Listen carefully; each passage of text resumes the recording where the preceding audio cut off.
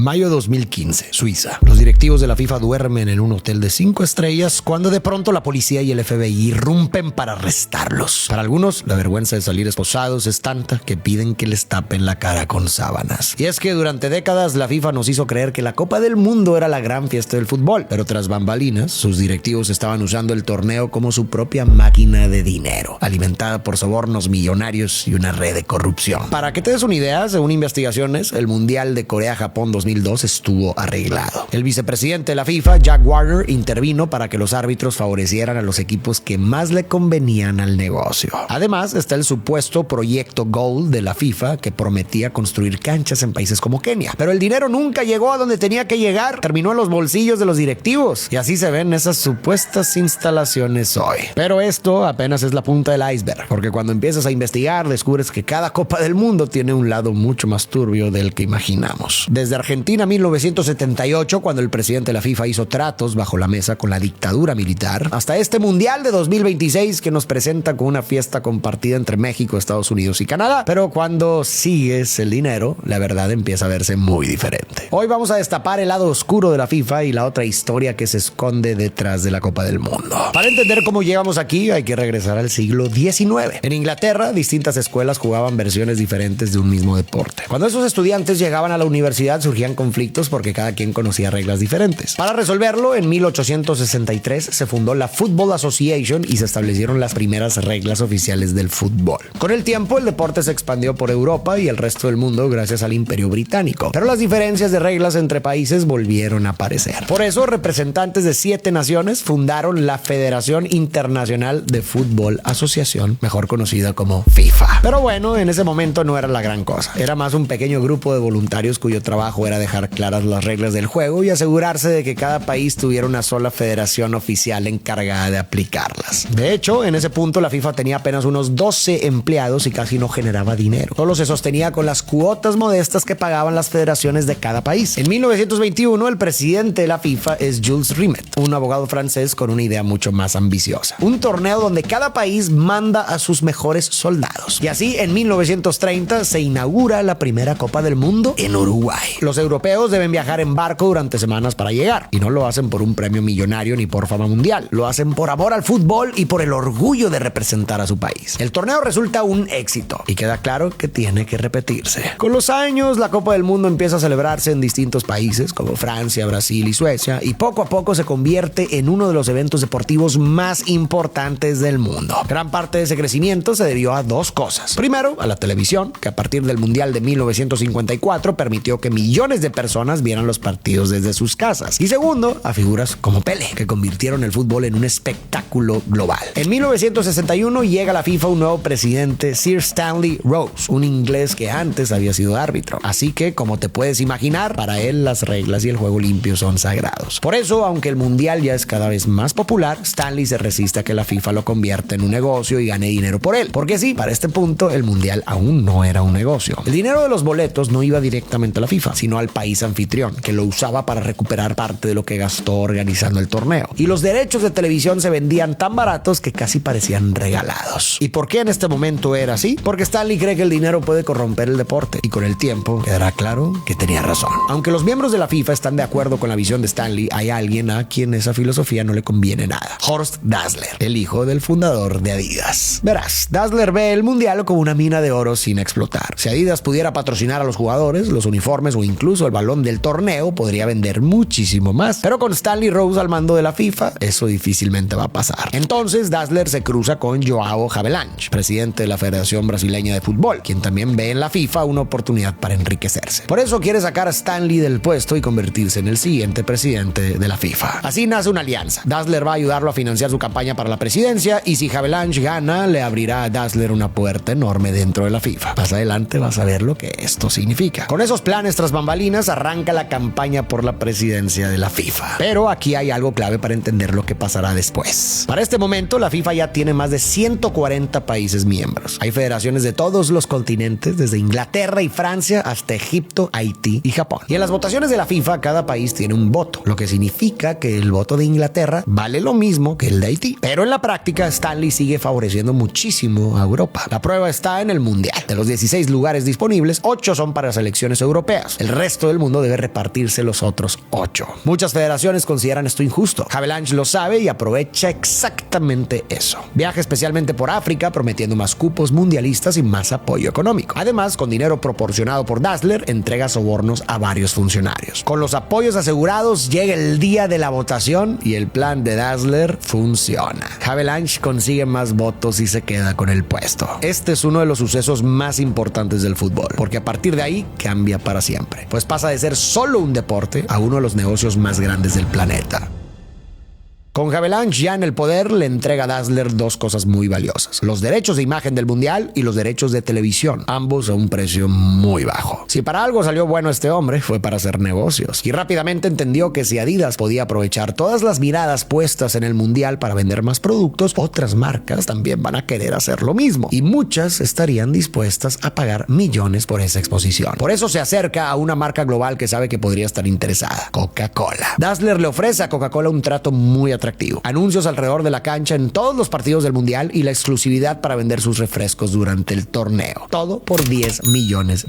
A Coca-Cola le gusta la propuesta, pero no quiere verse solo como un anunciante. Quiere presentarse como un socio del fútbol. Por eso, la inversión se disfraza como una aportación al programa de desarrollo juvenil FIFA Coca-Cola, destinado a entregar balones, financiar entrenadores y organizar torneos en países con menos recursos. El acuerdo se cierra y desde ese momento los mundiales se convierten en algunas de las plataformas comerciales más poderosas del planeta. Ahora bien, ¿el dinero de Coca-Cola sí llegó al programa de desarrollo juvenil? Sí, pero no se repartió de manera neutral. Havelange y Dazzler dirigieron gran parte de esos recursos a las federaciones que los habían apoyado, especialmente en África, Asia y América Latina. Estos países recibieron canchas, balones, ropa y capacitación para entrenadores. Así cumplieron su promesa de impulsar el fútbol en regiones con menos recursos, pero también fortalecieron su propia base de apoyo. Obvio que todo era hecho por Adidas, así que fue un negocio redondo, un sistema simple. El dinero entraba por los patrocinadores, se distribuía entre federaciones aliadas y a cambio Havelange aseguraba los votos necesarios para mantenerse en el poder. Te adelanto que gracias a esta red de apoyos permanecerá 24 años al frente de la FIFA, y durante ese tiempo crecerían tanto el negocio como la corrupción. Ahora, todavía falta considerar los derechos de televisión que Dazzler también maneja. Él va país por país y se los ofrece a distintas televisoras. La cadena que paga más se queda con la transmisión del mundial en su territorio. Así, aunque a él esos derechos le cuestan casi nada, al revenderlos termina ganando millones. ¿Y qué pasa con todo ese dinero? Dazzler y Havelange se quedan con una enorme tajada del negocio y otra parte sirve para seguir comprando lealtades dentro de la FIFA. A esto se suma que Adidas obtiene el derecho a fabricar el balón oficial del mundial, lo que le da una visibilidad enorme a la marca. Así, con Havelange en el poder y el negocio de Dazzler ya montado, el mundo pone los ojos en el siguiente gran evento: el Mundial de 1978 en Argentina.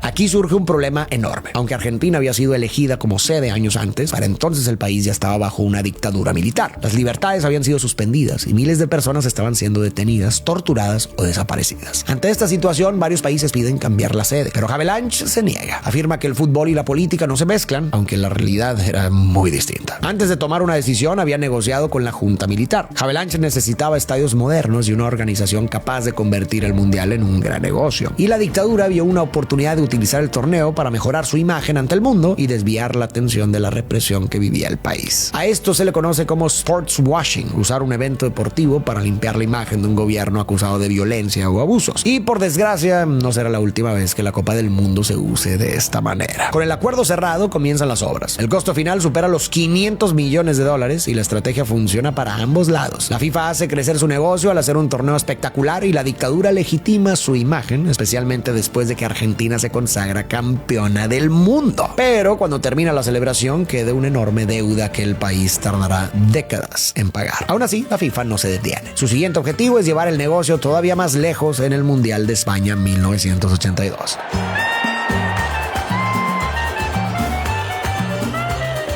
Para el Mundial de 1982, el torneo pasa de 16 a 24 equipos. En teoría, Havelange está cumpliendo su promesa de darle más espacios a países de África, Asia y América, pero también es evidente que más equipos significan más partidos, más transmisiones y más dinero. De hecho, esa lógica sigue vigente. En 2026, el Mundial se juega con 48 selecciones e incluso ya se ha planteado ampliarlo a 64 en el futuro. El discurso oficial habla de inclusión, pero viendo la historia, cuesta creer que esa sea la única razón. Mientras el Mundial sigue creciendo, creciendo, Dassler crea ISL, una empresa encargada de vender los derechos comerciales y de televisión de la Copa del Mundo. Quédate con ese nombre porque será una pieza clave en la caída de la FIFA. A través de ISL, Dassler limita a los patrocinadores oficiales a solo 14 marcas, entre ellas Coca-Cola, Adidas y Canon, y les cobra millones de dólares por asociarse al torneo. Además, negocia los derechos de televisión por sumas aún mayores. El negocio genera cientos de millones de dólares, pero parte de ese dinero no termina en la FIFA, sino en los bolsillos de sus dirigentes. Havelange habría recibido alrededor de 45 millones de dólares actuales por proteger estos acuerdos, y también se reportan pagos a otros altos mandos para evitar preguntas. El público no tiene idea de todo lo que sucede tras bambalinas. Para la gente, España 82 es simplemente otro gran mundial con Italia levantando la copa. Y si esta edición salió bien, en la siguiente pueden ganar aún más. Así que la FIFA pone su enfoque en el mundial de 1986.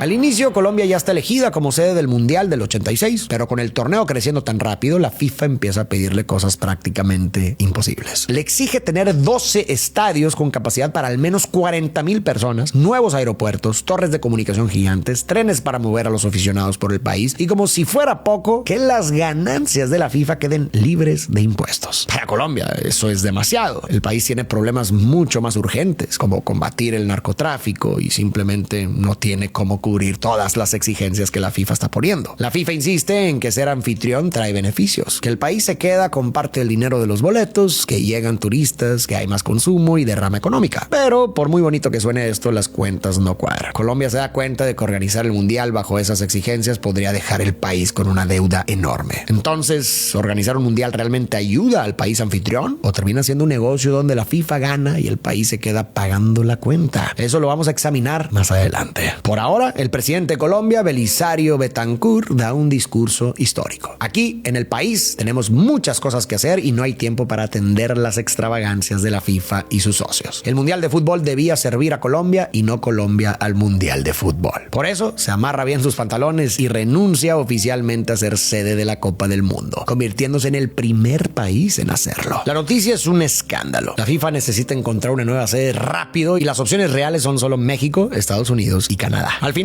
México logra quedarse con el torneo. El problema es que tiene apenas 3 años para prepararse, cuando lo normal sería tener alrededor de 8. Por si fuera poco, a solo 8 meses del Mundial, el terremoto de 1985 golpea con fuerza la Ciudad de México. Más de 30,000 personas quedan heridas y unas 30,000 casas son destruidas por completo. Además, el daño económico también resulta enorme, alrededor de 4,000 millones de dólares. México atraviesa una fuerte crisis económica, pero la FIFA insiste en que el Mundial debe seguir adelante. Por eso, el gobierno mexicano termina destinando cerca de 500 millones de dólares a la organización del torneo y otros 170 millones de sus fondos de emergencia para reparar infraestructura y garantizar las transmisiones. Finalmente, en mayo de 1986, el Estadio Azteca inaugura la Copa del Mundo. Para el público, este torneo queda marcado por Maradona, la mano de Dios y Argentina levantando la copa. Pero para la FIFA es histórico por otra razón. Rompe récords de ganancias. Por primera vez, el Mundial se transmite a color para millones de personas. Además, los horarios se acomodan para que los partidos puedan verse tanto en Europa como en América, aunque eso obliga a muchos jugadores a competir bajo el sol del mediodía. Gracias a esto, ISL, la empresa de Dassler, se queda con más de 120 millones de dólares limpios del Mundial. Mientras tanto, México queda endeudado por años. Muchos damnificados siguen durmiendo en casas improvisadas con láminas, sobre banquetas o en refugios temporales, mientras los hospitales públicos sufren por falta de insumos médicos. Y justo cuando la FIFA y ISL están ganando más dinero que nunca, Dassler muere a los 51 años por un cáncer agresivo. Pero su muerte no detiene el negocio. Para ese momento, la maquinaria ya está andando sola. Y dentro de la FIFA, todos están pensando en el siguiente mundial, el de Italia 90.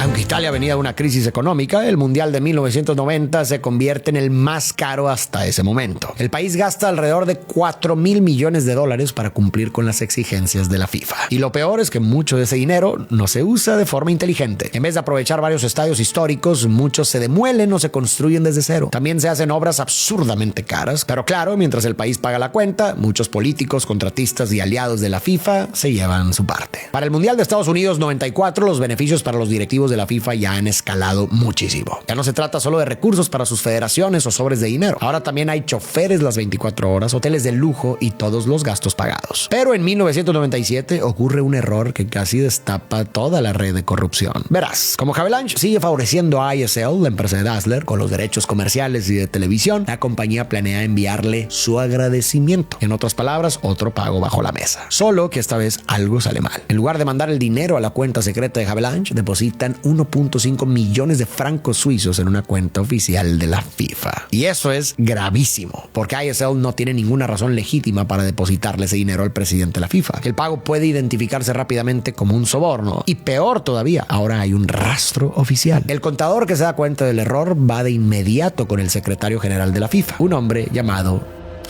Joseph Blatter.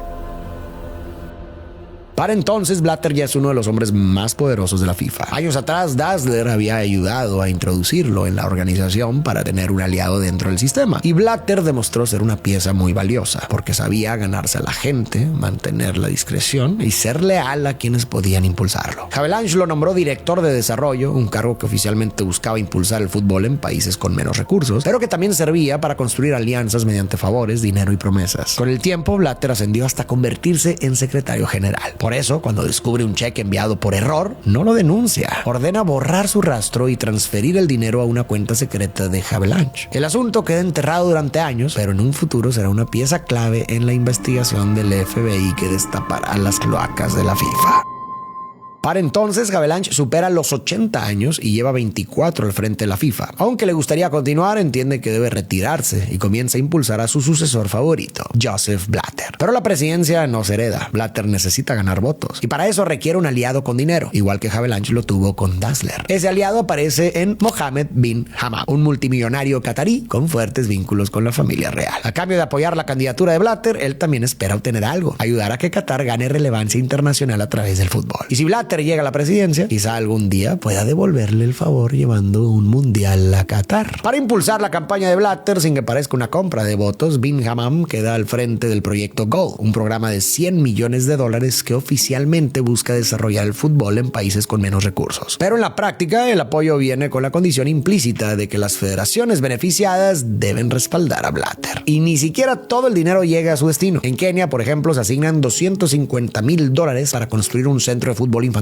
Sin embargo, gran parte de los recursos termina en los bolsillos de dirigentes de la FIFA y la obra acaba viéndose así. Así, entre apoyos disfrazados, Bin Hammam empieza a tejer alianzas y pone su avión privado al servicio de la campaña de Blatter. Este viaja de país en país buscando votos. Sabe que África puede inclinar la balanza, así que les hace una promesa enorme. Si votan por él, llevará el Mundial del 2006 al continente africano. Esto en realidad terminará siendo una gran traición, solo que aún no llegamos a esa parte. Por ahora, Blatter suma a alguien más a su campaña: Michel Platini, el legendario futbolista francés. Platini tiene prestigio y una imagen mucho más limpia, así que su apoyo ayuda a que Blatter parezca más confiable. Con todas estas piezas en su lugar, Blatter está listo para enfrentar a su rival por la presidencia de la FIFA, Lennart Johansson. Por otro lado, la campaña de Johansson es muy distinta. En lugar de prometer dinero o favores, promete limpiar la FIFA de corrupción. Pero Johansson parece no conocer del todo a los miembros de la FIFA, pues llega el día de la votación y Joseph Blatter obtiene más votos y gana la presidencia. Con esto empieza una etapa todavía más oscura para la FIFA y el fútbol.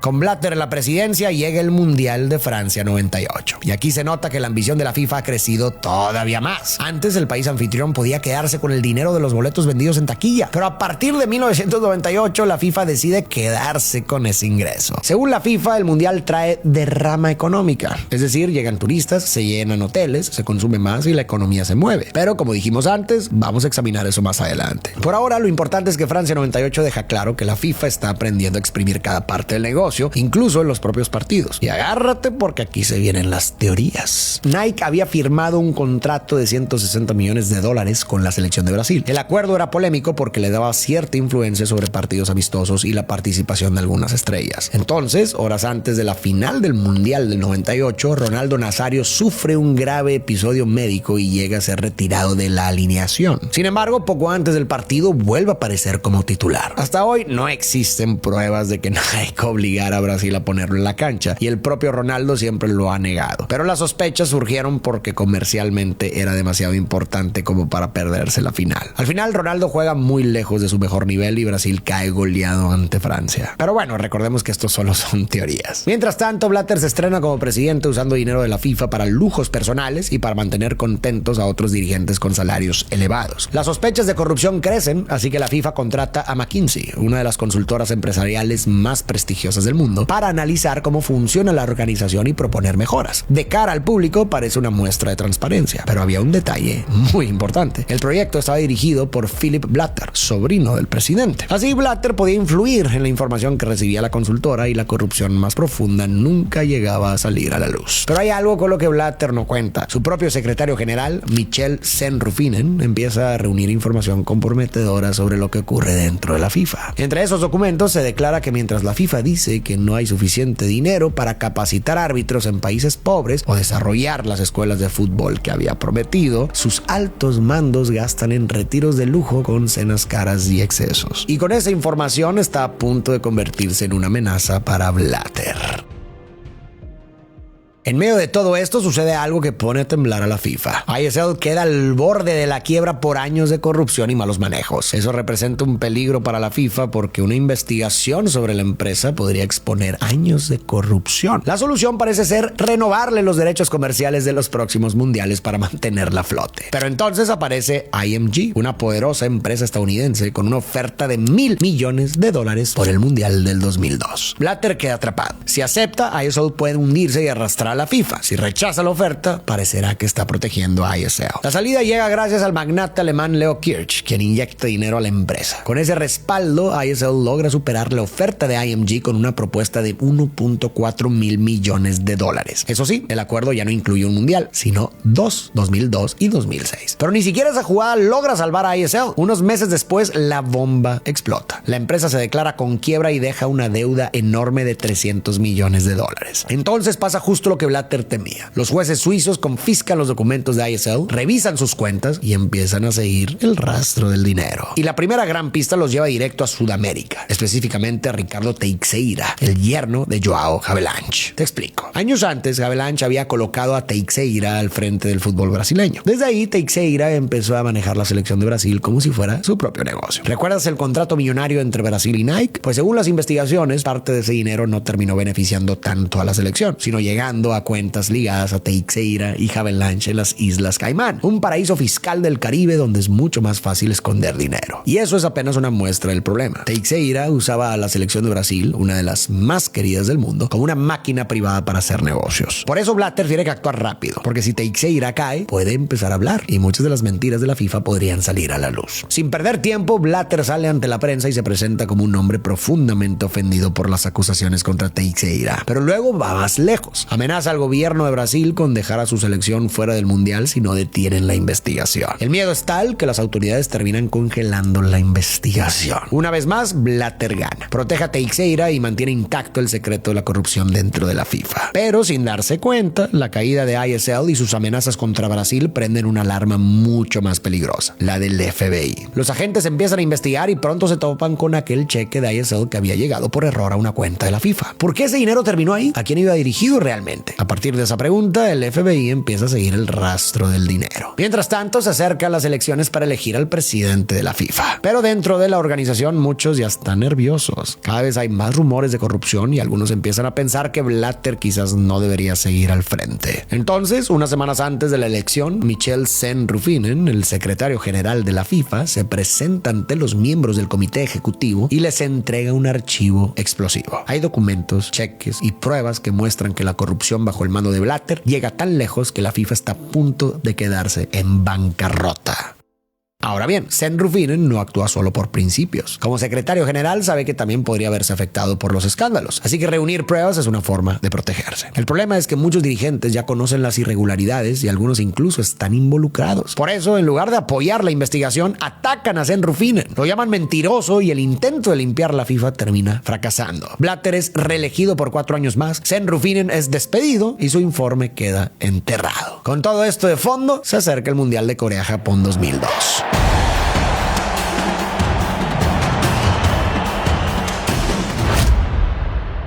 En este mundial, las sospechas de corrupción también llegan a la cancha. Para la FIFA era importante que los anfitriones avanzaran lo más posible, ya que eso mantenía el interés del público y hacía el torneo más rentable. Pero Japón cae en octavos de final, así que toda la presión recae sobre Corea del Sur. El problema es que su siguiente rival es la poderosa Italia de Buffon, Nesta y Pirlo, un equipo claramente dominante. Según reportó el periódico Corriere dello Sport, el vicepresidente de la FIFA, Jack Warner, designó al árbitro ecuatoriano Byron Moreno para favorecer a Corea del Sur. Y desde los primeros minutos el partido se vuelve extremadamente polémico. Apenas el minuto 4, Corea del Sur recibe un penal. Aún así, Buffon lo detiene y mantiene el 0. La polémica explota en el tiempo extra. Primero, Francesco Totti cae dentro del área, pero en lugar de marcar falta a favor de Italia, el árbitro considera que intentó engañarlo y le muestra una segunda tarjeta amarilla, e Italia se queda con 10 jugadores. Después, Italia marca el que habría sido el gol de la victoria bajo la regla del gol de oro. Sin embargo, el árbitro lo anula por un fuera de lugar que muchos consideran incorrecto. Con un jugador menos y cada vez más frustrada por las decisiones arbitrales, Italia termina cediendo. Corea del Sur encuentra una última oportunidad y marca el gol que la clasifica a la siguiente ronda. Según el Corriere dello Sport, en cuartos de final la historia vuelve a repetirse. Esta vez Corea del Sur enfrenta a España y Jack Warner designa como árbitro al egipcio Gamal Al-Gandour. Durante el partido contra España, las polémicas vuelven a acumularse. El árbitro anula 2 goles españoles, marca varios fueras de lugar muy discutidos, amonesta a jugadores por reclamar y hasta termina el encuentro cuando España estaba por cobrar un tiro de esquina. El partido acaba 0-0 y Corea del Sur avanza en los penales. Algunos lo ven como una hazaña histórica y otros una clasificación muy sospechosa. Aunque Corea no gana el mundial, su recorrido cumple un objetivo importante para la FIFA: mantener el interés del público asiático, impulsar las audiencias televisivas y proteger el negocio del torneo. Y bueno, aquí cabe señalar que este no es el único escándalo ligado a Jack Warner, el vicepresidente de la FIFA. De hecho, con el tiempo, Warner se convierte en una de las figuras más señaladas por corrupción. Uno de los casos más famosos ocurre con la selección de Trinidad y Tobago. Cuando el equipo clasifica al mundial, los jugadores tenían derecho a recibir bonos por ese logro. Pero, según las acusaciones, Warner se queda con gran parte de ese dinero en lugar de entregárselo a los futbolistas. También se le acusa de revender boletos VIP del mundial en el mercado negro, con ganancias de más de $3 millones.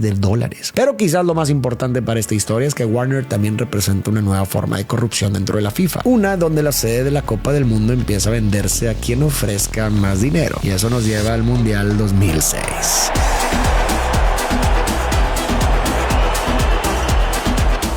Para entender este escándalo, primero hay que saber cómo se elige la sede de un mundial. En ese momento, la decisión está en manos del Comité Ejecutivo de la FIFA, conocido como EXCO. Son 24 directivos y cada uno tiene un voto. Para el Mundial 2006, la pelea queda principalmente entre 2 candidatos, Sudáfrica y Alemania. Y aquí empieza el problema. Si recuerdas, cuando Blatter estaba haciendo campaña para llegar a la presidencia de la FIFA, les había prometido a las federaciones africanas que buscaría llevar el mundial a su continente. Pero cuando llega el momento de votar, esa promesa empieza a tambalearse. ¿Por qué? Porque Alemania ofrece algo mucho más tentador para la FIFA: dinero. Grandes patrocinadores como Adidas, McDonald's y Coca-Cola prefieren que el mundial se juegue en Alemania. Los horarios favorecen el mercado europeo, lo que permite vender publicidad, derechos de transmisión y patrocinios a precios más altos. Además, Alemania ya cuenta con gran parte de la infraestructura necesaria, y según diversos reportes, la candidatura también habría sido impulsada por un pago de $6 millones para asegurar apoyos clave. Sudáfrica nota que Blatter y la FIFA podrían echarse para atrás, así que decide jugar su mejor carta: Nelson Mandela. La comitiva sudafricana lo lleva hasta las oficinas de la FIFA para recordarles que África sigue esperando su mundial. También buscan el apoyo de Jack Warner, vicepresidente de la FIFA. Para convencerlo, le prometen organizar partidos amistosos que las empresas de Warner podrían manejar. Así, él podría ganar dinero con las entradas y con los derechos de televisión. Pero eso no es todo. También le hacen una transferencia de $10 millones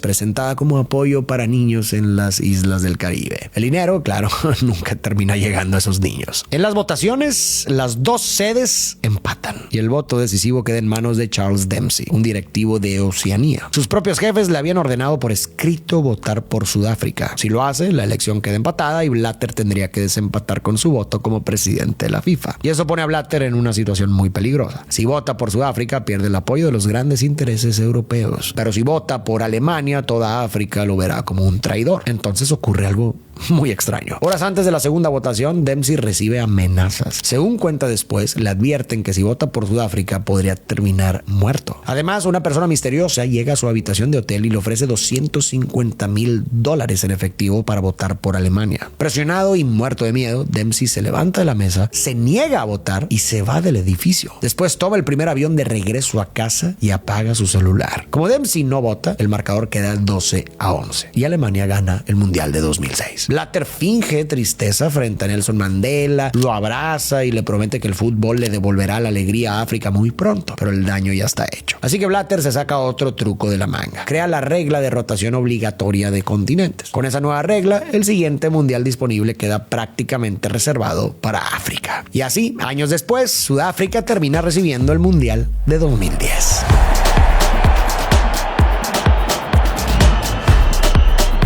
Pero aquí surge otro problema. Como Sudáfrica no tiene la infraestructura necesaria para organizar un mundial, necesita invertir enormes cantidades de dinero en estadios y obras públicas. Y donde hay grandes proyectos, también hay oportunidades para la corrupción. Algunos directivos de la FIFA pueden aprovechar estas construcciones para pedir dinero a cambio de ayudar a ciertas empresas a obtener los contratos. Uno de los casos más descarados ocurre con Chuck Blazer, la mano derecha de Jack Warner. Cuando se construye un estudio de televisión para el mundial, Blazer decide quedarse con el 10% del dinero del proyecto. Así, en una sola operación se guarda $300,000 en el bolsillo. Y en otros casos, los directivos ni siquiera lo esconden tanto, simplemente usan empresas de amigos, familiares o incluso empresas propias para quedarse con trabajos del mundial. Y la historia se repite para el Mundial de Brasil 2014.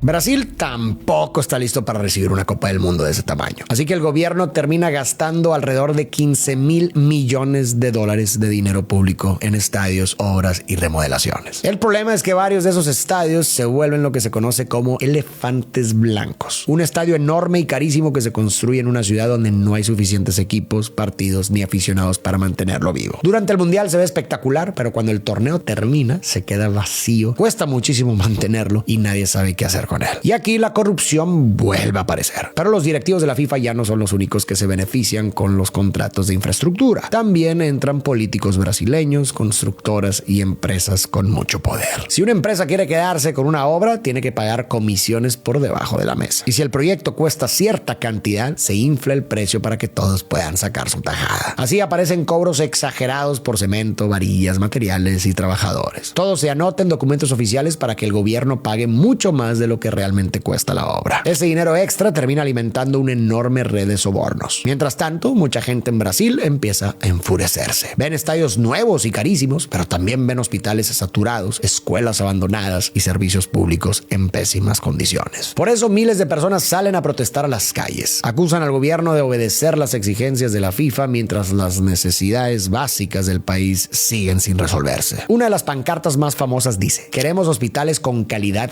FIFA". Y el siguiente gran ejemplo llega con el Mundial del 2018.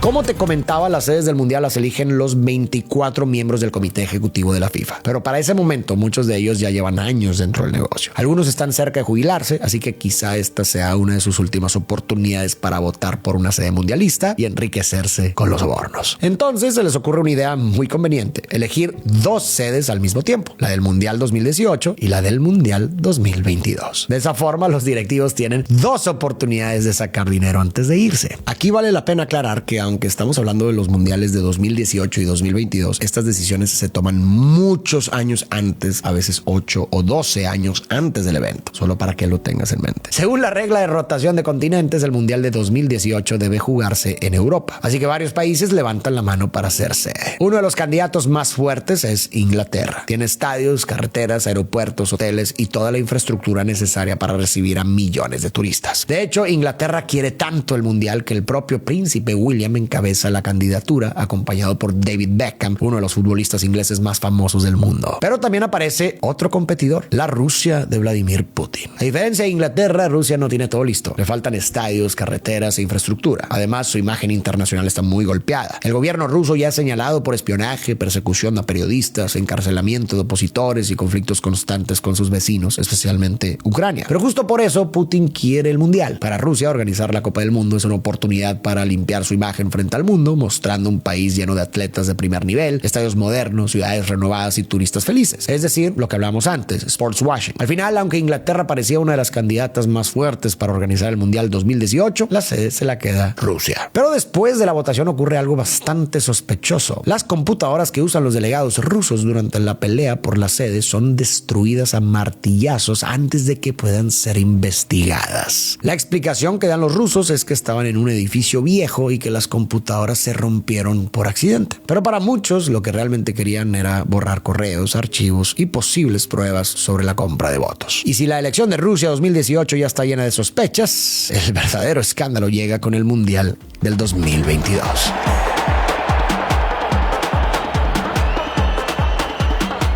Si recuerdas, desde años antes, Mohammed bin Hammam se había aliado con Blatter con la idea de algún día llevar la Copa del Mundo a Qatar. Pues ahora ese momento parece haber llegado. El problema es que Qatar compite contra candidaturas mucho más fuertes, especialmente la de Estados Unidos, que cuenta con estadios de primer nivel, una gran infraestructura y un enorme potencial comercial. En comparación, Qatar parece una apuesta muy arriesgada. Los propios inspectores de la FIFA lo califican como una sede de alto riesgo. El país es pequeño, alcanza temperaturas cercanas a los 50 grados en verano y ni siquiera cuenta con estadios adecuados para organizar un mundial. Por eso, sobre el papel, su candidatura tiene muy pocas posibilidades de ganar. Pero lo que los demás candidatos no saben es que Qatar ya está jugando otro partido. De acuerdo con diversas investigaciones, bin Hammam y Hassan al-Thawadi utilizaron recursos respaldados por la familia real qatarí para ganar apoyos dentro del comité ejecutivo de la FIFA. En algunos casos, esos apoyos habrían sido comprados directamente mediante pagos millonarios. En otros, la estrategia fue más discreta. Apenas 9 días antes de la votación, Michel Platini fue invitado a una cena con el primer ministro de Francia y al llegar descubrió que también estaban presentes el emir y el primer ministro de Qatar. Los qataríes sabían que Platini pensaba votar por Estados Unidos porque era la opción más lógica y segura para el torneo. Pero si cambiaba su voto por Qatar y convencía a otros miembros europeos de hacer lo mismo, ellos estaban dispuestos a rescatar de la quiebra al club Paris Saint-Germain. La propuesta era difícil de ignorar. Qatar prometía invertir en el PSG, uno de los clubes más importantes de Francia, y además comprar 50 aviones de guerra al gobierno francés. Según el periodista Andrew Jennings, ambas operaciones formaban parte de un acuerdo valorado en unos $7,000 millones.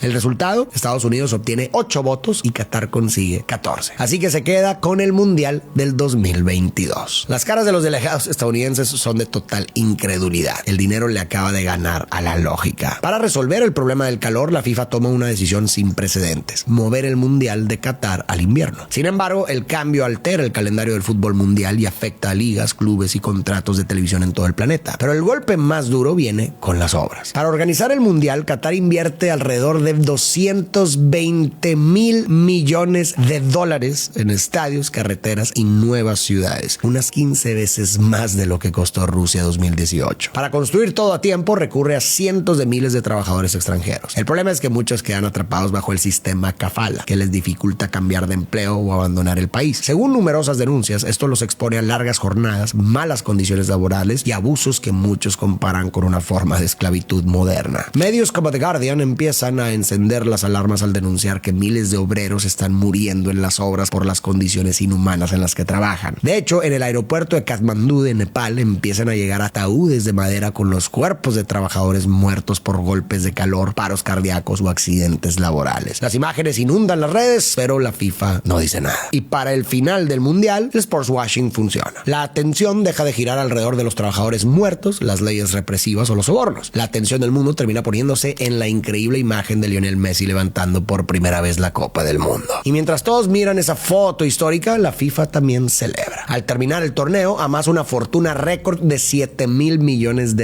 gracias a los contratos de televisión y a patrocinadores como Adidas y Coca-Cola. Pero ojo con este dato: Qatar, en cambio, recibe apenas $1,000 millones por turismo. Después de gastar 220,000 millones para tener todo listo, solo recupera 1,000 millones, un 4%. Pero resulta que la FIFA ya estaba comenzando a volar demasiado alto. Termina llamando la atención del FBI, quienes comienzan a rastrear el dinero. Y así llegamos a donde comenzó esta historia. Mayo del 2015, en el Congreso Anual de la FIFA en Suiza. Los jefes del fútbol mundial están dormidos en el Hotel 5 Estrellas Baur Aulac. Pero a las 5 de la mañana, la policía coordinada con el FBI entra al hotel y empieza a arrestarlos. La escena parece sacada de una película. Para que los medios no les graben la cara, algunos directivos piden salir cubiertos con sábanas y así los sacan del hotel. El escándalo se vuelve conocido como el FIFA Gate. A partir de ahí caen más y más dirigentes, pero hay algo que llama la atención. Blatter no está entre los arrestados. ¿Por qué? Porque el FBI no puede arrestar a cualquiera en cualquier parte del mundo. Solo puede ir contra directivos cuyos delitos tienen alguna conexión con Estados Unidos. Por ejemplo, si usan bancos estadounidenses o cierran tratos en ese país. Blatter, en cambio, vive en Suiza, tiene nacionalidad suiza y trabaja en Zurich, donde está la sede de la FIFA. Además, es muy astuto. Desde 2011 evitó viajar a Estados Unidos porque ya sospechaba que el FBI lo estaba investigando. Y aunque los agentes siguen buscando pruebas, al final no logran encontrar un rastro de dinero que conecte directamente esos sobornos con la cuenta personal de Blatter. Por eso, mientras muchos caen, Blatter no termina en prisión. Solo recibe una suspensión de 8 años del fútbol, igual que Michel Platini. Chuck Blazer, en cambio, sí es arrestado, pero muere antes de recibir sentencia. En cuanto a Jack Warner, Estados Unidos intenta llevarlo ante la justicia, pero como está en Trinidad y Tobago, el proceso de extradición se llena de trabas. Al final, nunca pisa una prisión estadounidense. Así, después de años de sobornos y negocios oscuros, muchos de los hombres más poderosos de la FIFA no terminan pagando con cárcel. Lo más increíble es que unos días después de los arrestos masivos, Blatter es reelegido como presidente de la FIFA por 5ª vez consecutiva. Pero esta vez la presión ya no se puede esconder. La prensa lo ataca, los patrocinadores se ponen nerviosos y el escándalo crece cada día más. Incluso ocurre un momento que quizás recuerdas. En plena conferencia de la FIFA, el comediante británico Lee Nelson interrumpe y le pone a Sepp Blatter un fajo de billetes enfrente, diciendo que es para apoyar la candidatura de Corea al Mundial del 2026. Y cuando empiezan a sacarlo, lanza más billetes al aire, dejando a Blatter cubierto de dinero falso frente a las cámaras. Con su imagen cada vez más golpeada, Blatter decide que lo mejor es anunciar que deja la presidencia. En su lugar va a llegar Gianni Infantino. Infantino promete limpiar la FIFA y evitar que la elección de un mundial vuelva a decidirse en secreto. Por eso ordena que la sede ya no la elijan 24 miembros del comité ejecutivo a puerta cerrada. Ahora votan más de 200 países miembros en un congreso abierto. También disuelve el viejo EXCO y crea un nuevo consejo con más integrantes. En el papel suena como una renovación, pero en la práctica el poder sigue dentro del mismo círculo. Y aquí está el detalle. Se supone que el nuevo sistema evita que alguien vuelva a repartir maletas de dinero en hoteles, pero la FIFA encuentra otra forma de mantener contentos a sus dirigentes. Ahora muchos pagos ya no se dan como sobornos, sino como sueldos y bonos aprobados por la propia FIFA. Algunos dirigentes reciben más de $250,000 al año solo por asistir a unas cuantas juntas en Suiza. Y no solo eso, la FIFA ahora también obliga a los gobiernos anfitriones de la Copa del Mundo a firmar por escrito que las ganancias del torneo quedarán libres de impuestos. Así que de cara al público, la corrupción se acaba, pero el negocio sigue vivo. Aún así, después de tantos escándalos, queda una gran pregunta. ¿Quién va a organizar el Mundial del 2026?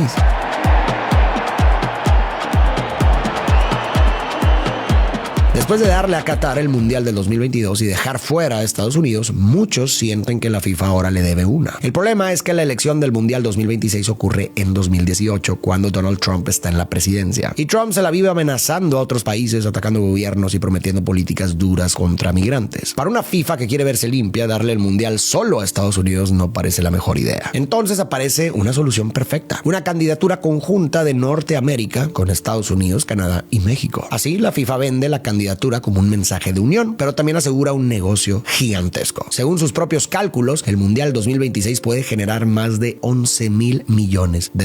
La jugada funciona. México y Canadá ayudan a suavizar la imagen de Estados Unidos y la candidatura de Norteamérica gana. Pero hay un detalle que suele pasar desapercibido. Los beneficios del Mundial no se reparten de forma equitativa. De los 104 partidos del torneo, Estados Unidos alberga 78, mientras que México y Canadá reciben solo 13 cada uno. En la práctica, la mayor parte del negocio se queda en territorio estadounidense. Además, aunque México espera una derrama económica cercana a los $3,000 millones y la creación de miles de empleos, también ha invertido alrededor de $12,000 millones para preparar el evento. Es decir, 4 veces más de lo que espera recuperar directamente. Y seamos realistas, no todo el dinero que generan los turistas permanece en el país. Una parte termina en cadenas hoteleras internacionales y otras empresas extranjeras. Por si fuera poco, alrededor de los estadios, la FIFA establece zonas comerciales controladas donde solo pueden operar sus patrocinadores oficiales. Esto limita la participación de muchos comercios locales justo durante el evento más importante del fútbol. Así que, en teoría, el mundial trae turismo y actividad económica, pero en la práctica no siempre está claro quiénes terminan siendo los principales beneficiados. A esto se suma otra cosa muy importante. Como te contaba, los boletos de mundial ya no se quedan en manos del país anfitrión. Ese dinero va para la FIFA. Y este año los precios se han vuelto absurdos. Para un partido normal de fase de grupos, un boleto puede costar alrededor de $500. Y para un partido más avanzado, como una semifinal, incluso un asiento hasta arriba, casi pegado al techo, puede rondar los $3,000. Además, por primera vez, la FIFA también controla la reventa oficial de boletos. No solo gana cuando vende el boleto por primera vez, si después una persona lo revende, la FIFA se queda con una comisión que puede llegar al 30% de la transacción. En otras palabras, encuentra la forma de ganar 2 veces con el mismo asiento. Pero a ver, un momento. Tal vez te estás preguntando, si la FIFA es una organización privada, ¿por qué todo terminó en arrestos, investigaciones del FBI y acusaciones de corrupción? Bueno, porque la respuesta es que la FIFA no funciona exactamente como una empresa tradicional. Y si queremos entender la problemática completa, tenemos que entender lo siguiente. Una empresa tiene dueños o accionistas. Si un directivo empieza a aceptar sobornos y perjudica a la compañía, los dueños pueden demandarlo porque está dañando un negocio que les pertenece. Pero la FIFA es diferente. Legalmente es una asociación privada sin fines de lucro. No tiene accionistas esperando dividendos ni un dueño. En teoría, todo el dinero que genera debería reinvertirse en el desarrollo del fútbol. Entonces, ¿dónde estuvo el problema? Que muchos dirigentes comenzaron a usar sus cargos para beneficiarse personalmente. Cuando un miembro de la FIFA aceptaba dinero para votar por cierta sede, ese dinero no llegaba a la organización, llegaba a su bolsillo. Y eso sí es ilegal. Usar una posición de confianza para obtener beneficios personales por debajo del agua. ¿Y por qué terminó entrando el FBI de Estados Unidos? Porque muchos de los sobornos pasaban por bancos estadounidenses. Al seguir el dinero, los investigadores descubrieron una red internacional de corrupción. El FBI no investigó a la FIFA por el fútbol, sino por cómo se movía el dinero. Ahora bien, hasta aquí podríamos pensar que todo esto es un problema interno de la FIFA. Después de todo, el fútbol no le pertenece a la FIFA. El fútbol simplemente es un deporte que cualquiera puede jugar y en teoría cualquier organización podría intentar crear su propia Copa del Mundo o incluso una empresa privada. Si dentro de la FIFA hay luchas de poder, corrupción o sobornos, parecería que los únicos perjudicados son ellos mismos, ¿verdad? Pues no, porque una cosa es lo que ocurre dentro de las oficinas de la FIFA y otra muy distinta es quién termina pagando las consecuencias. A lo largo de este video vimos países gastando cientos, miles o incluso cientos de miles de millones de dólares para organizar una Copa del Mundo. Vimos gobiernos construyendo estadios, remodelando ciudades, ampliando aeropuertos, cerrando calles y destinando enormes cantidades de dinero público para cumplir con las exigencias del torneo. Y la mayoría de ese dinero, recordemos, no sale de los bolsillos de la FIFA, sale de impuestos, de presupuestos públicos, recursos que podrían haberse utilizado para otras prioridades y del trabajo de todos los ciudadanos de las sedes. Y tal vez por todo lo que vimos podríamos pensar que el problema es que el deporte se ha vuelto un negocio, pero no creo que esto sea algo necesariamente malo. Piensa en todos los grandes torneos, la NBA, la NFL, la Fórmula 1 o los grandes slams de tenis. Todos son negocios que generan millones para los organizadores, para los competidores, le dan una gran experiencia al consumidor y prácticamente no le piden ni un peso al lugar donde se organiza. En esos casos, quienes se llevan las ganancias normalmente también asumen buena parte de los riesgos y los costos. Si un equipo quiere construir un estadio o hacer una gran inversión, sus propietarios tienen mucho que ganar si sale bien, pero también mucho que perder si sale mal. Al final, funcionan prácticamente como empresas. Y creo que justo ahí está el problema, que la FIFA no. La FIFA se queda con los derechos de televisión, con los patrocinios, con las licencias, con gran parte de los ingresos comerciales del torneo, pero los estadios los construyen los países, la infraestructura la pagan los países, la seguridad la pagan los países, y si algo sale mal, la deuda también se queda en los países. No es un gobierno, así que no está sometida a muchos de los controles públicos que enfrentan los gobiernos, pero tampoco funciona como una empresa tradicional que asume directamente los costos y riesgos de sus propios proyectos. Así que durante décadas logró quedarse quedarse con lo mejor de ambos mundos. Y sí, está la idea de la derrama económica, pero ya vimos que ni las cuentas cuadran y mucho el dinero no llega a la base de la pirámide o directamente no se queda en el país. Esto sumado a que los precios son una locura. A veces me da la impresión de que el país sede puso su casa para una fiesta, pagó la fiesta y luego ni siquiera pudo disfrutarla en las mismas condiciones que quienes se tomaron el alcohol gratis, rompieron el lavabo y después se fueron. Y para colmo, terminó pagando los platos rotos durante años. Y a ver, tampoco quiero ser aguafiestas. Claro que me parece un evento precioso. Claro que es emocionante ver a tu país competir por algo grande. Claro que me llena de alegría ver a los nuestros salir a las calles a celebrar las reuniones familiares, las convivencias con amigos, gritar los goles y compartir esa emoción colectiva. Y claro que también es bonito ver cómo arreglan tu ciudad. Solo pienso que tal vez existan formas más eficientes de organizarlo, en donde uno, la avaricia desmedida, no mine la posibilidad de que más gente pueda disfrutar de estos eventos, y dos, que los tratos sean más justos también. Si se vende la idea de que hacer el mundial en tu país va a tener muchos beneficios y derramas económicas, que realmente lo sea. Al final de cuentas son los propios países los que corren con la mayor parte de la inversión. Pero bueno, después de ver todo esto me encantaría saber tu opinión. ¿Estás de acuerdo con que tu país sea la sede porque los arreglos que el gobierno hace y la derrama económica justifican los gastos, o ese dinero se podría invertir mejor? O por otro lado, ¿crees que se deberían de designar algunas cuantas sedes permanentes para evitar todo esto? Por mi parte, le deseo el mejor de los éxitos a mi selección, México, y si no, al menos que alguna de Latinoamérica levante la copa. Estaré leyendo opiniones en los comentarios y recuerda que nos vemos en el próximo video.